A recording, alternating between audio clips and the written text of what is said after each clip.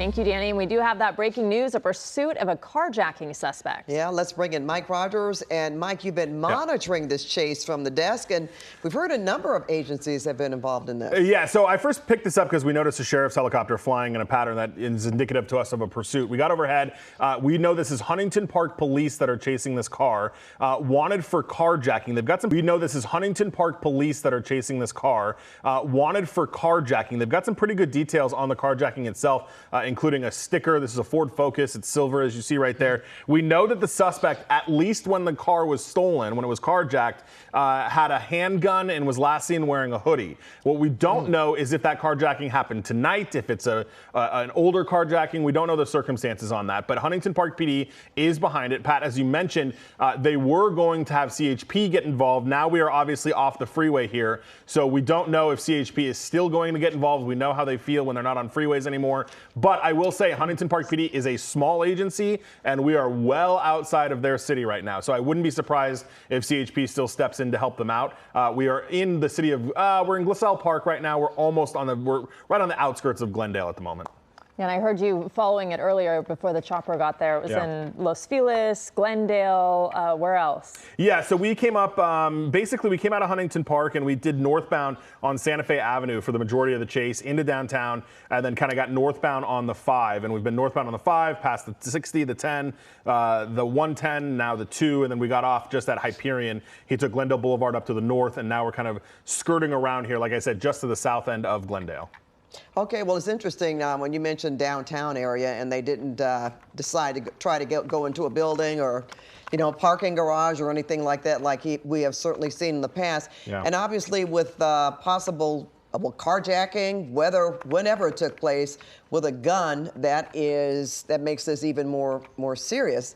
And I guess that also begs the question, are they equipped to do any kind of maneuvers here? And when I say maneuvers, I'm talking about a pit maneuver, which would be dangerous, obviously, even spike strips. But this is such a small agency, and so far, they seem to be the only ones pursuing this. Yeah, no, they absolutely can do those things. It's always easier when you're in your city chasing someone, right? Because there are additional units who can get up ahead and who can do this. Right. And, your tactical observations are a little bit better when you're in your city. That doesn't mean they won't do these things. Certainly, we know that the other allied agencies have been notified. I'm sure they're notifying Glendale PD. We know LAPD has been notified. CHP does have their fixed wing overhead, and the LA County Sheriff's helicopter is also overhead. So there are a lot of eyes on this, and certainly you could get back up here pretty quickly if they wanted to hand this off, or at least get them some assistance as they're kind of doing this. And we had heard, again, they wanted CHP to take this over, but that's back when they were on the freeway. So we'll see if CHP still wants to get involved.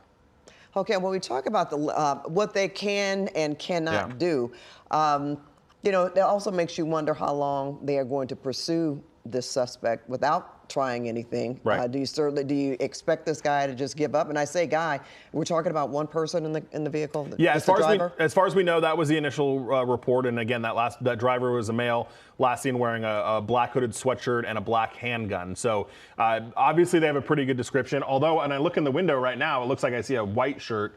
When we get a glimpse of, see right there, we get a little bit of a glimpse of the driver, and it looks like they're wearing a white shirt. So obviously they could have taken the sweater off, or a whole different variation of things could have happened here.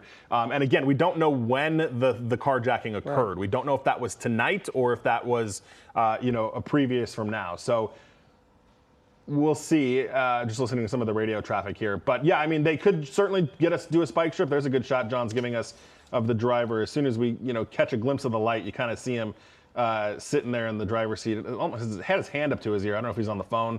We've seen that game all too frequently as well. Well, hopefully they're not live streaming. Yeah, that would be not ideal. Driving right on the median there, it looks like, with oncoming traffic going in the other lanes, running stop signs, running stop lights at times. But the speeds are not, as high as we've seen in past chases. It looks like he's staying mostly under 45 miles per hour. Yeah, and where he's at right now, and just let me look at the map really quickly, but he's getting into, there's some very, I would say, areas that are a little bit more difficult to navigate here. He's kind of north of Cypress Park, where you get into that hilly area off of Division Street and different places like that. And these are not the easiest neighborhoods to traverse if you're not familiar with this area. What we've also seen, we've seen pursuits come into this area before in Mount Washington, where they unexpectedly put themselves themselves in a dead end. There's a lot of dead end streets up in this neighborhood. So, that would be ideal if he just makes a wrong turn onto a side street as he tries to get away and then ends up putting himself in a dead end. So we'll see if he does that. But he's, continuing to climb Jessica Drive and Bend Drive. Obviously, we're going to work on getting that signal back for you right now, SkyCal, making some of those maneuvers. There we go. Got him back. But again, yeah, these streets are getting a little bit narrow up there for sure. About to say that the narrowing of the streets and going uphill, that's going to make it even more difficult. And considering he's, traversed quite a bit in terms of covering areas in our viewing, capacity, but at the same time, that doesn't necessarily mean anything all the time, because we've seen people go so far, we think, oh, they're going to run out of gas. Yeah. And they don't. No. Yeah, it's funny. We're getting some text to the desk. Somebody's asking us, how long do you think a small little car like that could last?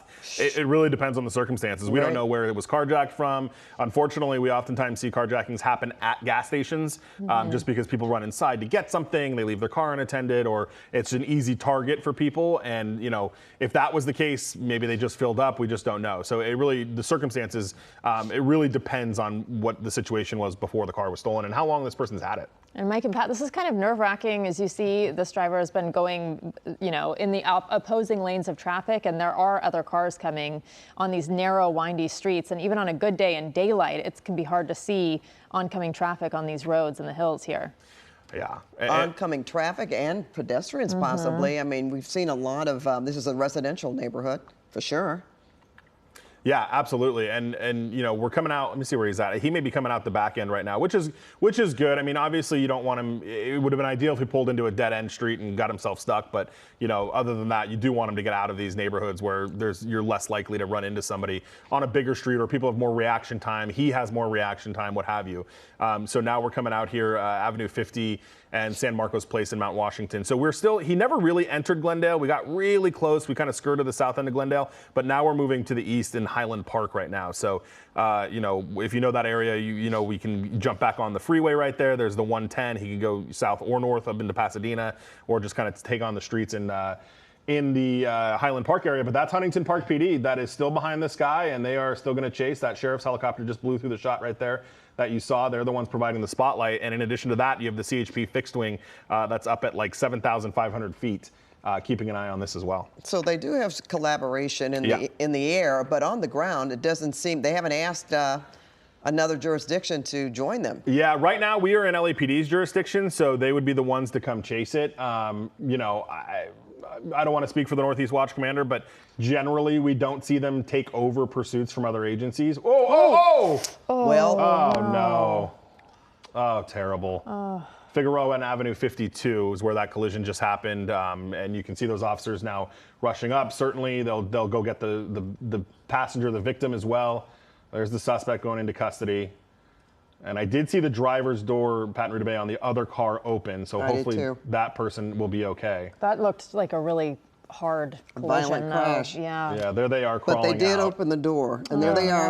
Oh, my goodness. Is that a... Distraught. Yeah, That's terrible. And this is exactly what we fear when we see these things.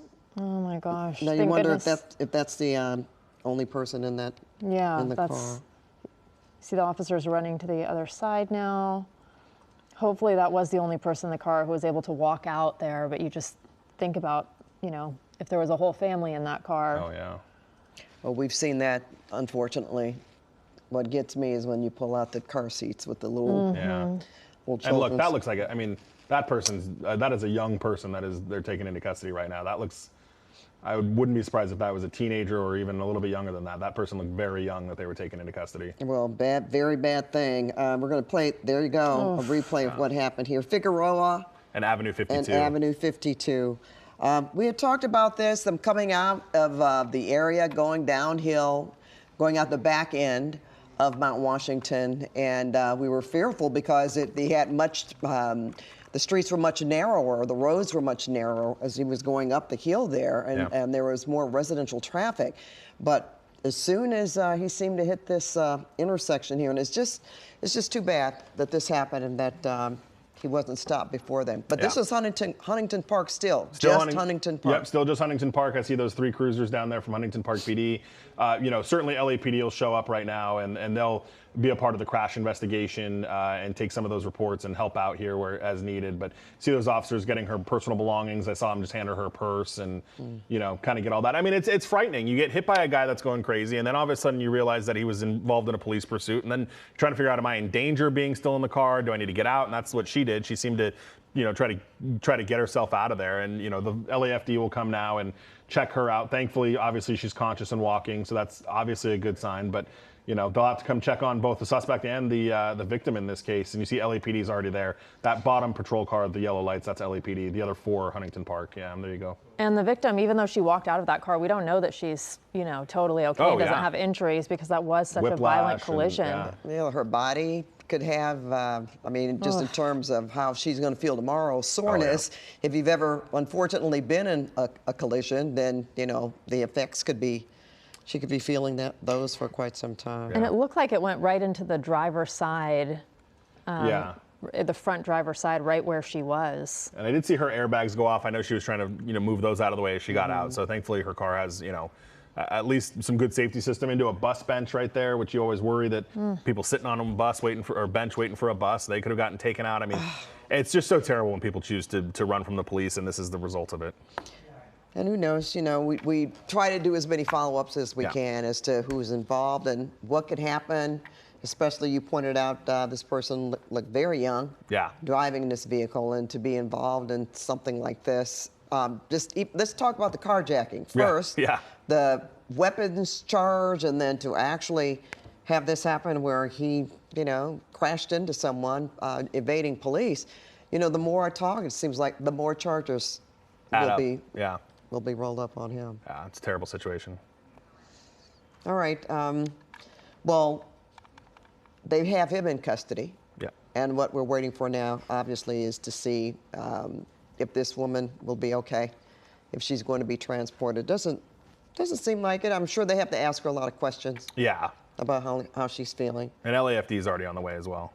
All right. Okay. Well, we will, of course, be going back to see what else is, if they clear this area and what's happened, but we're going to go on to more news right now.